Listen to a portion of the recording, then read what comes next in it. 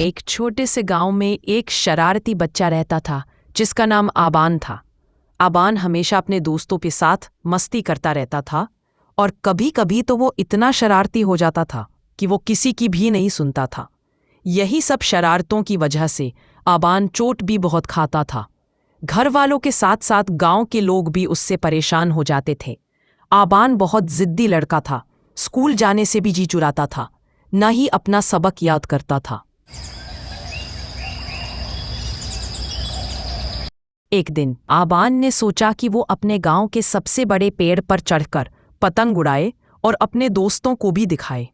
दोस्तों को दिखाने के लिए एक बड़ी सी पतंग लाया और उसने अपने दोस्तों को बुलाया और पतंग उड़ाने की तैयारी शुरू कर दी।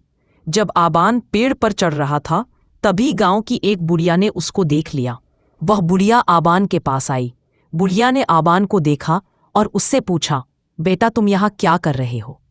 आबान ने बुढ़िया को बताया कि वह अपनी पतंग उड़ाना चाहता है। बुढ़िया ने आबान को समझाया और आबान से कहा, बेटा ये पेड़ बहुत पुराना है और इस पर चढ़ना ठीक नहीं है। लेकिन आबान ने बुढ़िया की बात नहीं सुनी और पेड़ पे चढ़कर पतंग उड़ाने की कोशिश करने लगा। थोड़ी देर बाद आबान की पतंग पेड़ की टहनियों में फंस गई और आबान बहुत देर तक कोशिश करता रहा, लेकिन पतंग टहनियों से नहीं निकली। अब आबान थक गया। आबान अब पेड़ से उतरने की कोशिश करने लगा। काफी देर तक वो उतरने की कोशिश करता रहा, लेकिन नाकाम हो गया। वो पतंग की तरह खुद भी पेड़ से नहीं उतर पा रहा था। बहुत देर कोशिश करने के बाद जब वो नहीं उतर पाया, वो पेड़ पर ही फंस गया और रोने लगा। गांव के लोग आबान को देखने के लिए इकट्ठा हो गए और उसकी मदद करने की कोशिश करने लगे। बुढ़िया ने सबको समझाया कि आबान को धीरे से पेड़ से उतारना होगा, वरना वो गिर सकता है।